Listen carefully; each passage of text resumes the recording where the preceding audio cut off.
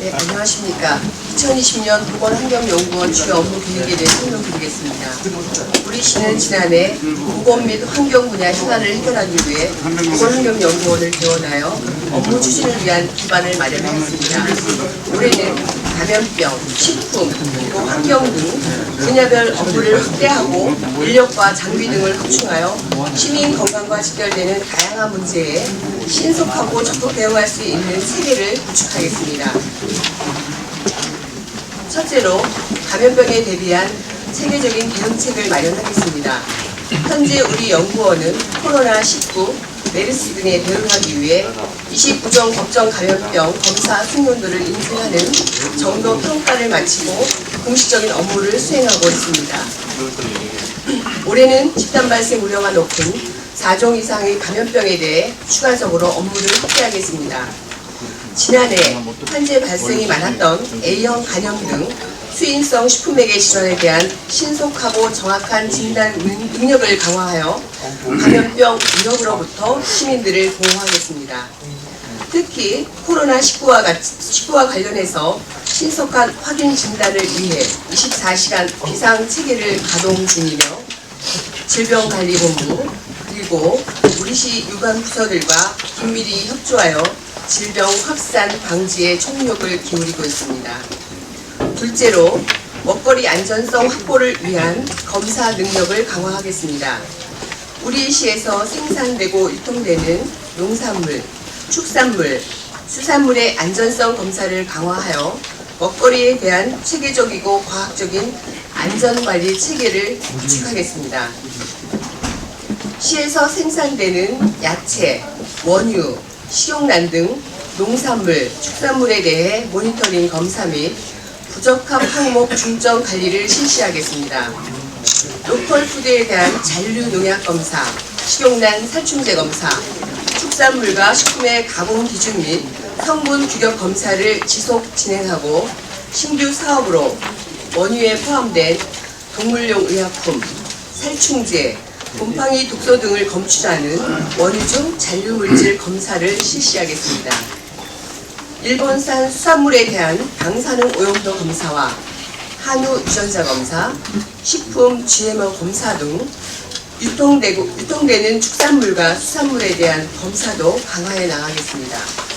특히 올 9월에 개장 예정인 공공급식지원센터의 식재료 안전성 검사를 위해 유검부서와 긴밀히 협력하겠습니다. 엄격한 실험실 품질 관리 기준을 마련하여 시험 검사 기관 결과의 신뢰성, 정확성 확보를 위해 노력하겠습니다.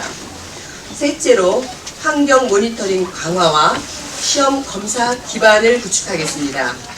쾌적한 생활 환경을 유지하고 시민들의 건강을 보호하기 위해 대기와 수질 환경 모니터링을 강화해 나가겠습니다.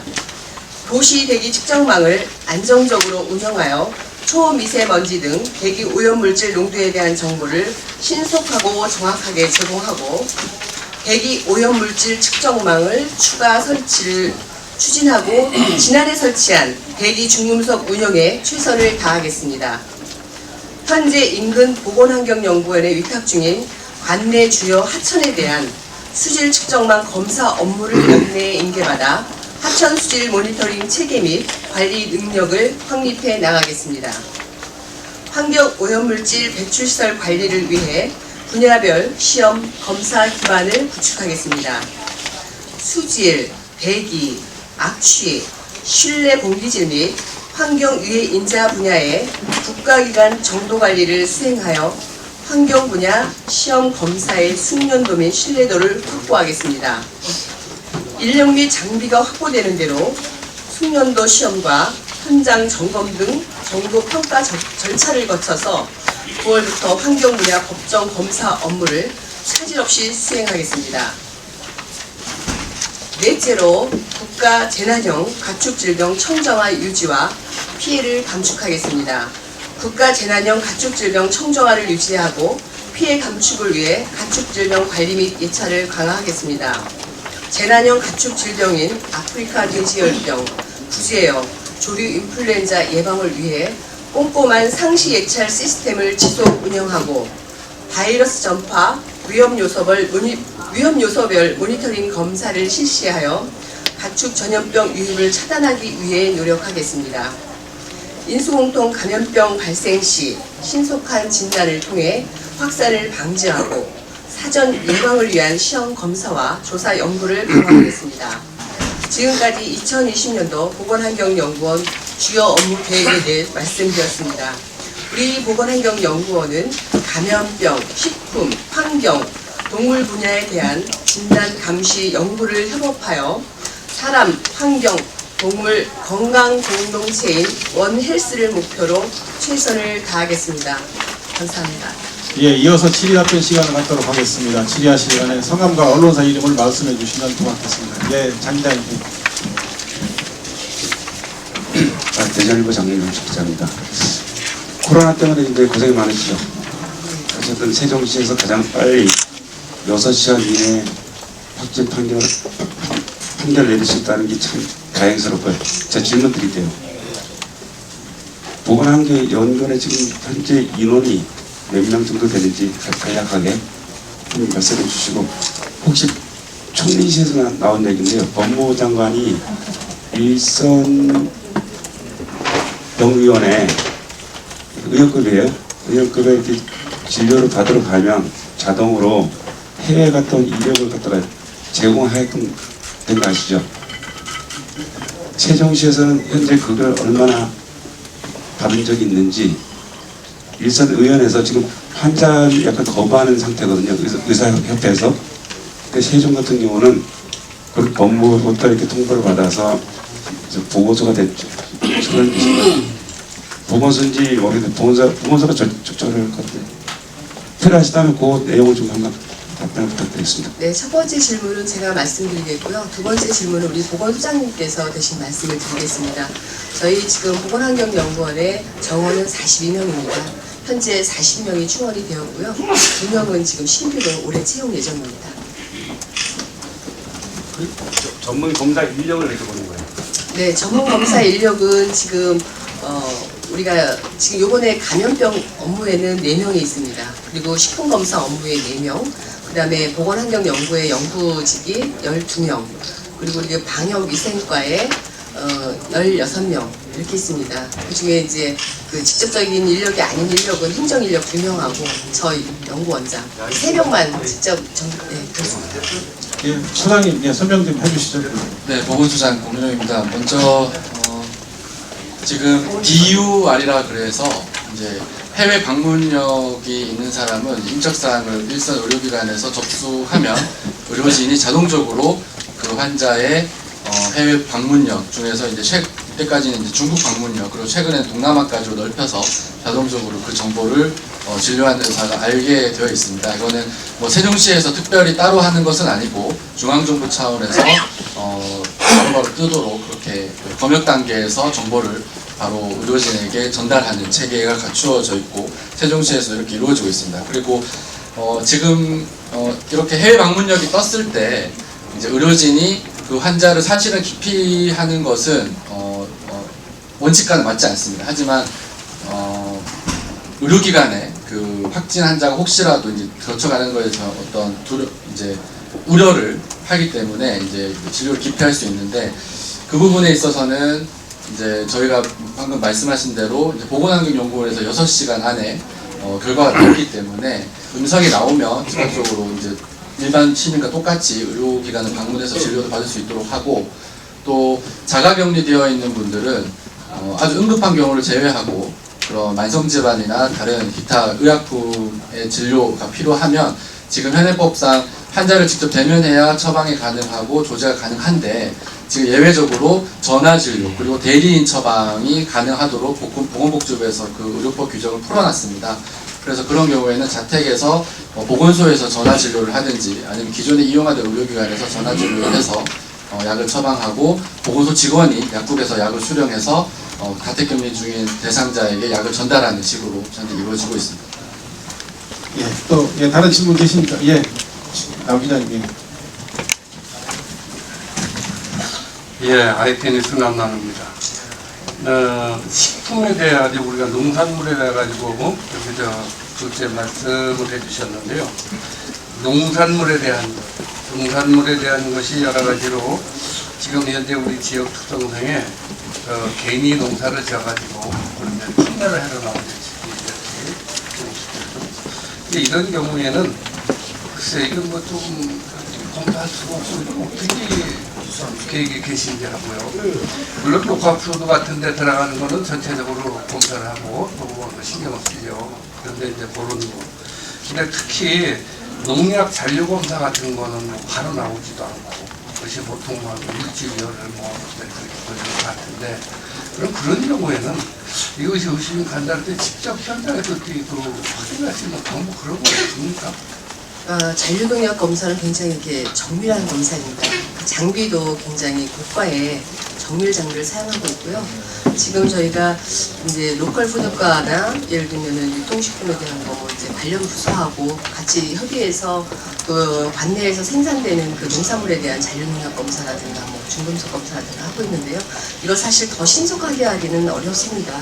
이거는 그 농약도 한 가지를 하는 게 아니고 저희가 농약도 한 300여 가지를 한꺼번에 동시에 돌립니다. 그래서 사실 이렇게 간이에서 정확한 결과가 나오면 좋지만 어떤 면에서는 시민들을 위해서 좀 더 정밀한 검사를 하는 게 더 좋은 먹거리 제공하는데 효율적일 것 같습니다.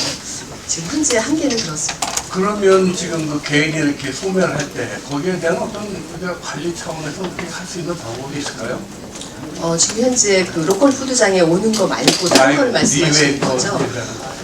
거기에 대해서는 지금 현재 그 로컬 푸드장에 오는 것도 사실 전수를 다 할 수 있는 건 아니고 계획적으로 저희가 합니다. 왜냐하면은 전국적으로 모든 그 생산되는 농산물에 대해서 다 검사를 일일이 할 수 없기 때문에요. 어떤 때는 또 관련 부서하고 저희가 또 협의를 해보겠습니다. 저희는 이제 시험 검사 기관이고 전체적으로 종합적으로 계획을 세우는 거는 로컬 푸드과라든가 관련 부서가 있어서 계획을 세워서 좀 더 체계적으로 확대될 수 있도록 노력을 하겠습니다.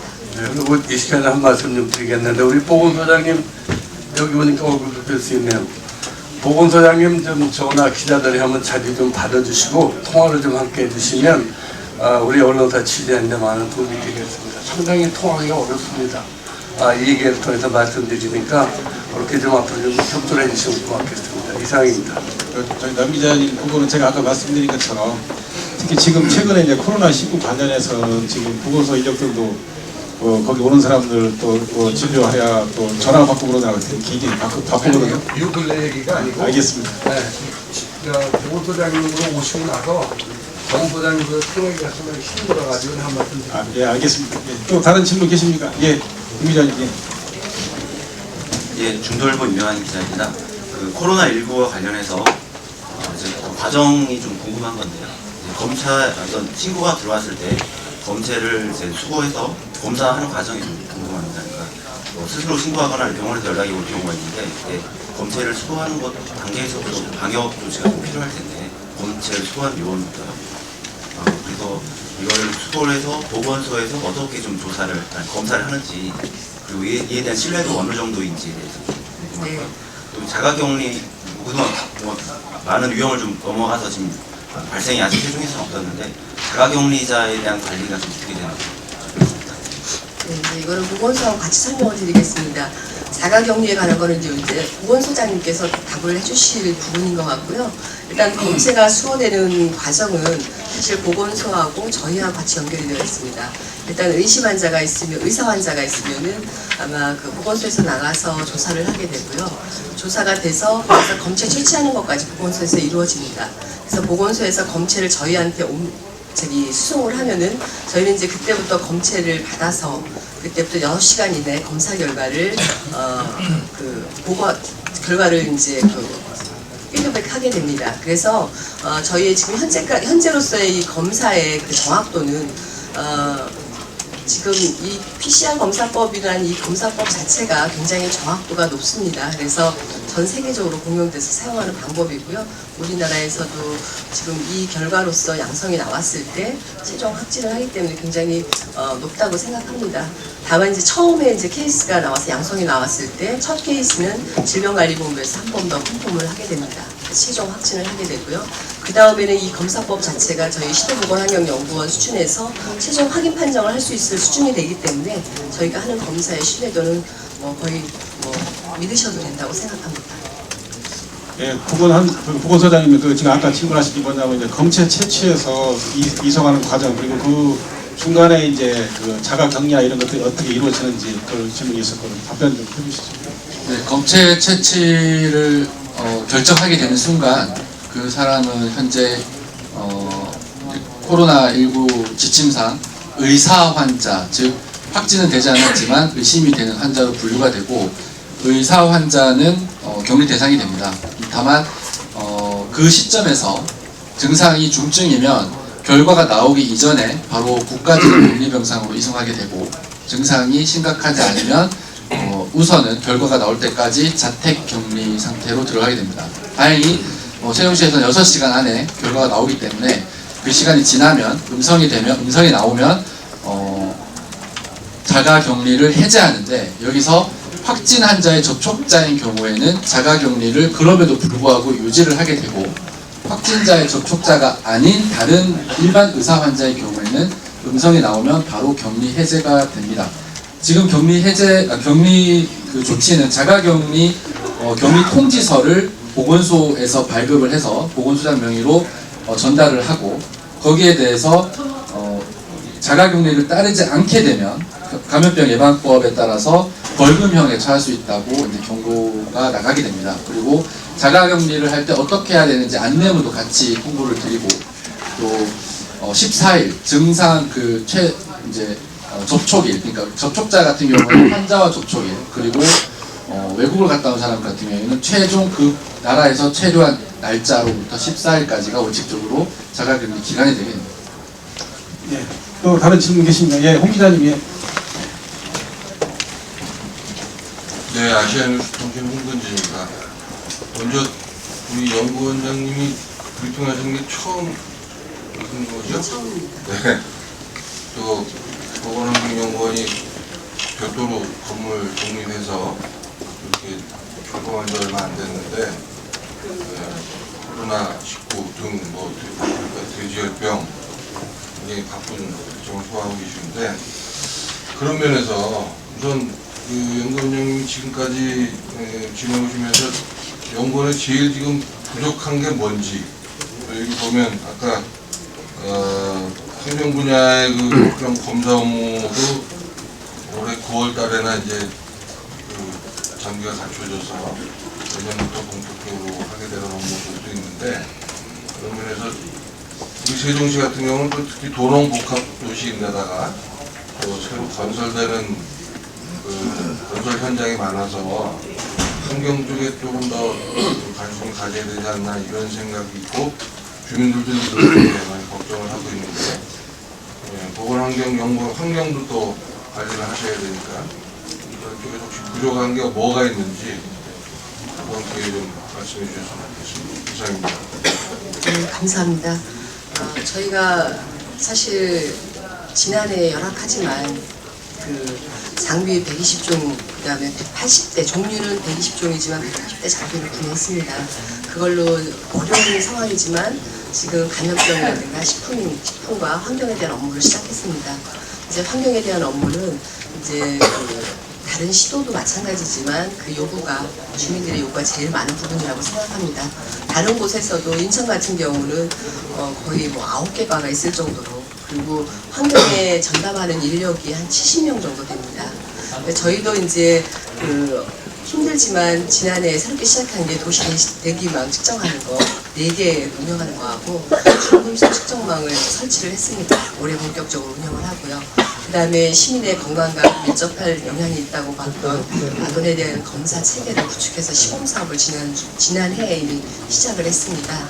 그래서 지금까지 하고 있고요. 다만 이제 올해 이제 새롭게 시작할 업무들이 굉장히 많습니다. 사업장에서 배출되는 그 수질에 대한 오염도 조사와 대기 조사 이런 것들, 그 다음에 어린이집이라든가 우리 시설에 대한 실내 공기질 검사, 그리고 몇 가지에 대한 이런 그 조사들을 올해 안에 지금 장비가 들어오면 4월 달에 들어오면은 올해 안에 어느 정도 좀 세팅을 하려고 합니다. 그렇지만 아직까지 올해 아무리 이제 장비가 들어오고 업무를 해도 내년에 이제 또 중요한 우리 보건환경연구원 내에서 반드시 시행해야 될 몇 가지 중요한 문제가 있는데요. 그게 그 먹는 물 검사하는 거. 그거는 장비비도 한 20억 들고 인력도 한 10명 이상이 소요됩니다. 그래서 먹는 물 중요한 거를 보면은 이제 올해 안에도 못할 그런 문제는 먹는 물 검사와 그 골프장에 농약 검사하는 거, 또 우리 토양에 또 도농 상생할 수 있는 이런 우리 시의 특징이 있기 때문에 어떤 토양의 오염도에 대한 조사, 중금속 검사하는 이런 것들이 좀 필요한데요. 거기에 대한 거는 이제 내년 이후에나 이제 예산이나 장비나 인력을 확보한 다음에 가능할 것 같습니다. 거기에 대한 것은 이제 확보를 최대한 할 수 있도록 노력을 하겠습니다. 예, 김 기자님, 예. 예, 내일일보 김주환입니다. 이번에 코로나 19 장비 관련해서 질문 드리고 싶네요. 이웃 도시인 대전시에서는 열감지 카메라 있지 않습니까? 그거를 5대를 갖다가 보급시킨다 이렇게 얘기를 했어요. 근데 이제 세종시에 내가 여기 보건정책과장님도 나와 계시고 합니다만은 그 부분에 대해서 내가 한번 질의를 한 적이 있어요. 한 적이 있는데 지금 조치원 역사에서 외부에서 들어오는 사람들이 열차에서 내려서 나오면 어디로 나옵니까? 청주로 나가나요? 대전으로 나가나요? 세종시로 들어오시는 거죠? 그분들이? 그렇죠? 네, 근데 아니 맞죠? 예, 그러면은 세종시로 유입이 되는 과정에서 미리 선제적으로다가 이 체크를 하는 쪽으로다가 이렇게 해줬으면 좋겠다라고 제가 한번 건의식으로 한번 질의를 한 적이 있어요. 그렇게 이야기를 했더니 이야기인즉슨 조치원역은 철도공사나 국토부에서 그거를 갖다가 설치를 해야지 왜 세종시에서 하느냐라고 저한테 답변을 했습니다. 그게 맞나요? 그건 이제 저희 연구원에서 답변은 죄송합니다. 저희가 답변 드릴 수 있는 거는 아닌 것 같고요. 저희가 이제 열감지 카메라라든가 이제 사람 이동에 대한 거는 저희 연구원의 업무하고는 조금 멀어서 제가 답변 드리긴 곤란할 것 같고 해당 부서의 과장님께서 좀 대신 말씀 드리기를 좀 답변을 드려도 되겠습니까? 예, 그 문제는 예, 소장님 예, 맞습니다. 네, 보고자입니다. 열감지 카메라에 대해서 이제 아마 중앙정부에서도 고민이 있는 걸로 알고 있고, 하지만 거기에 대해서 어떻게 좀 가이드라인이나 명확한 어떤 방침은 없는 상황입니다. 열감지 카메라가 이제 지나가는 입구든 출구든 지나가는 사람들의 열이 있으면은 발열 체온 계획 되기 전에 바로바로 알 수 있는 건데, 공항에서 검역 단계에서 외국에서 우리나라로 유입되는 항공기 탑승객들에 대해서 열감지 카메라를 하는 것은 열이 발견이 됐을 때 거기에 대해서 즉각적으로 역학조사가 들어가고 즉각적으로 격리할 수 있고 치료할 수 있는 여러 가지 재반 여건이 좀 갖추어져 있을 때 이루어지는데, 만약에 역사에서 그렇게 했을 때 그렇다면 역에서 바로 격리시킬 수 있는, 그리고 역에서 열이 있을 때 역을 벗어나지 못하게 막는 부분, 요런 전반적인 재반 여건들이 함께 고려가 돼야 되는데, 그 부분은 필요성이나 그리고 또 만약 필요하다면 어떻게 할지에 대해서 중앙정부 차원에서 좀 더 고민이 좀 있는 상황으로 알고 있고, 그 부분은 저희도 계속해서 좀 고민을 하고 검토를 하겠지만 명확히 지금 어떻게 해야겠다는 상황은 좀 아닌 것 같습니다. 네, 한 말씀 더 드릴게요. 제가 어제 그저께죠. LH공사를 방문했습니다. LH공사를 방문하는데 시의 환자가 방문을 했다. 이러면은 세종시 전면적으로다가 전부 다 행정 마비가 되는 거 아닙니까? 그 부분에 대해서는 어떻게 생각하십니까? 그 문제는 제가 보기에는 나중에 한번 우리 김 기자님, 소장님하고 과장님께서 설명을 좀 해주시죠. 예. 예, 다른 질문은 좀, 왜냐면 여기 이제 감염병 전문이신 분이라서. 예. 그다음에 최 기자님의 조금 더. 네, 보건소장 보건소장님한테 여쭤볼게요. 지금 우리가 신종 코로나 바이러스에 지금 전력을 다하고 있잖아요. 근데 지금 저희가 우려되는 건 독감도 오히려 더 위험한 수준으로 알고 있고요. 지금 독감에 대한 그 예방 치료는 지금 어떻게 진행되고 있으며 현재 독감 치료 받은 환자 수가 집계된 게 있나요? 예, 독감은 말씀대로 이제 독감도 상당히 지금 많이 유행하고 있고 또 실제로 코로나 바이러스 의심자로 왔다가 독감으로 진단되는 경우도 종종 있습니다. 그리고 또 독감도 만성질환자나 고령자에서는 사망으로 이어질 만큼 이렇게 단순한 또 질병만은 아닌데 이제 인플루엔자인 독감에 대해서는 전수 신고 체계는 아닙니다. 네, 코로나 바이러스는 이제 검사를 해서 지금 이제 신고가 되면 전수 신고를 해서 이제 하고 있지만 독감에 대해서는 이제 일부 표본을 정해서 표본 의료기관에서 독감이 어느 정도 증가하는 추세다 감소하는 추세다만을 좀 모니터링하고 있고 기본적으로 독감하고 코로나19하고 가장 큰 차이점은 일단은 예방접종을 맞았습니다. 독감은. 그리고 또 타미플루라는 항바이러스제가 있기 때문에 비교적 이제 지금 새롭게 출현된 코로나19와는 달리 어느 정도 예방이 아주 이제 65세 이상이나 또 어린이나 그리고 이제 또 만성질환 있는 분들은 상당히 맞았을 것으로 추측되고 집단 면역이 어느 정도 형성되었기 때문에 대규모 확산이 될 가능성은 희박하다고 지금 보고 있고 그리고 만약에 걸렸다 하더라도 이제 대부분 의료기관에서 즉각적으로 진단 키트가 바로 있고 거기에 대한 항바이러스제 치료가 들어가게 됩니다. 그래서 만약에 뭐 이거를 코로나19와 중증도를 뭐가 더 높다라고 아직까지 결론이 난 상황은 아니지만 독감에 대해서는 어느 정도 우리가 의학적으로 그리고 지역사회 수준에서 방어할 수 있는 수단이 있다라고 말씀드릴 수 있지만 이번 코로나19에 대해서는 그런 수단이 미비하기 때문에 지금보다 더 강력한 방역을 하고 있다고 말씀드립니다. 예, 이 기자님, 예. 저 OTN 뉴스 이문성 기자입니다. 보건소장님께 질의를 드리겠습니다. 아까 제가 환경녹지국에 브리핑 있을 때 말씀을 드렸는데요. 연동면이나 부강 지역에 일부 환경 오염으로 암 환자가 주기적으로 발생하고 있다고 주장하고 나섰습니다. 이 지역에 대해서 점차적으로 대책이 있으신지 아니면 특정 지역에 대해서 지속적으로 관리할 추진 계획이 있으신지 질문 드리고 싶습니다. 연동면 하면 폐기물 매립장 주변 지역이고요. 부강면 하면 하나화학 뒤편이나 세종 골재 광산이죠. 광산 일부 지역의 주민들이 암 환자가 미세먼지 환경 오염으로 발생을 한 것이 아닌가 하고 주장을 하고 있습니다. 또 국민권익위원회에 일부 내용을 삽입도 암 환자에 관련돼서도 표출을 했거든요. 그래서 보건소 차원으로 점차적으로 집중적으로 관리하라든가 아니면 원인 분석을 할 의향이 계신가 묻고 싶습니다.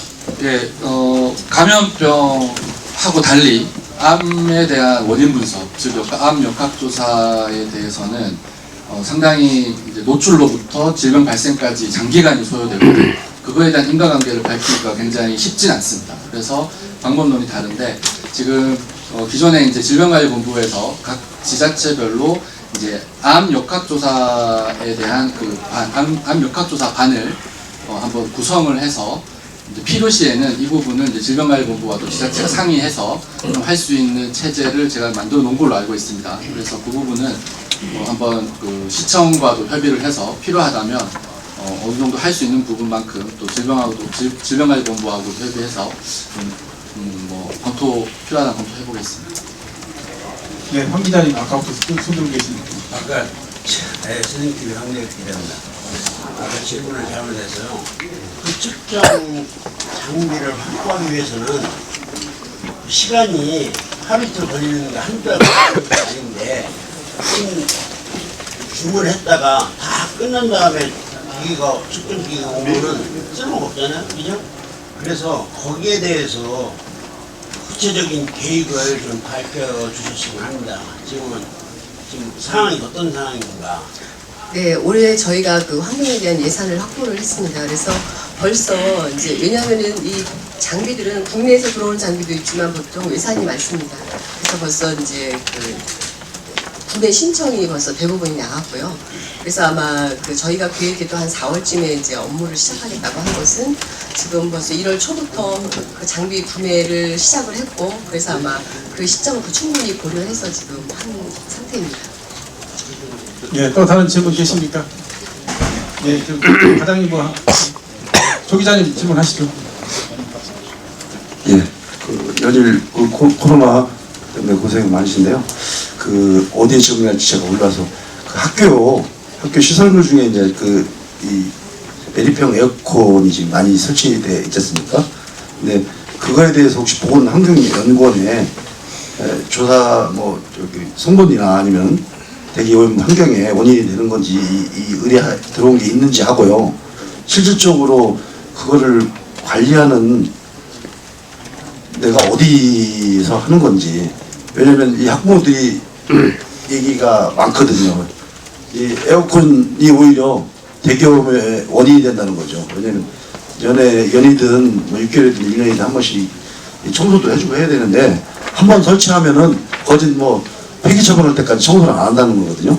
그 부분에 대해서 좀 부탁드리겠습니다. 사실 매립형 에어컨에 대한 저희한테 의뢰 들어온 건 아직 없었습니다. 그래가지고 여기에 대한 다만 이제 매립형 에어컨에 대한 공기질 관리는 저희가 이제 그 관련 부서들하고 좀 얘기가 필요한 것 같고요. 다만 저희가 올해 계획하고 있는 것은 그런 시설에 대한 실내 공기질 조사를 하는 그런 계획은 있기 때문에 나중에 이제 그 에어컨에 대한 것은 특별 과가 있을 것 같고요. 그건 그쪽하고 협의하고 실내 공기질에 대한 그 조사는 저희가 한번 이제 계획을 세워서 추진할 계획입니다. 예, 또 다른 질문 계십니까? 안 계시면 이것으로 예, 이 과장님 설명, 부연 설명. 예, 고생 많으십니다. 저 보건정책과장 민옥입니다. 아까 이제 대외일보 김진아 기자님께서 질문하신 내용에 대해서는 우리 보건수장님이 답변을 하신 걸로 이렇게 가름하시고, 그리고 그 외에 좀 덧붙여서 좀 이제 기자님들도 시민들이 우려하실 것 같아서 일단은 그 다중시설 철도라든지 그 다음에 이제 시내버스 역사라든지 이런 부분을 어떻게 가려고 있는지 잠깐 말씀을 올리면요. 일단은 그 철도 사업법에 해가지고 철도 역사라든지 그 역 같은 경우는 자체적으로 월 1회 이상 소독을 하게 되어 있습니다. 그런데 감염병 예방법에 근거가 있고요. 그다음 부가적으로 이제 지금 이런 이제 중대한 상황에서 그 역사라든지 이런 데가 요구가 있다고 하면은 보건소 쪽에 요청을 하시면 우리가 이제 소독을 하고 있다는 말씀을 드리고요. 그 이전에 지금 조치원 역사 같은 경우는 자체적으로 요구가 있어서 손 소독제라든지 이런 걸 지금 역사에 비치하면서 예방 관리에 대한 최선을 다하고 있다는 말씀드립니다. 그리고 또 하나는 그 이제 여객자동 교부사업을 해가지고 이건 제 소관은 아닙니다만 교통과에서 그 시내버스에 대해서는 하루 1일 2회 시작할 때 끝날 때 해서 방역 수독을 하고 있고요. 또 이제 기사님들 혹시 또 문제가 될까 마스크도 항상 착용하고 이렇게 이제 운행을 하도록 이렇게 해서 이제 그 코로나 19 그 예방 관리에 최선을 다하고 있다는 말씀 드립니다. 감사합니다. 예, 1시간 4분이 됐네요. 고생들 하셨습니다. 이것으로 브리핑을 끝내도록 하겠습니다. 예, 원장님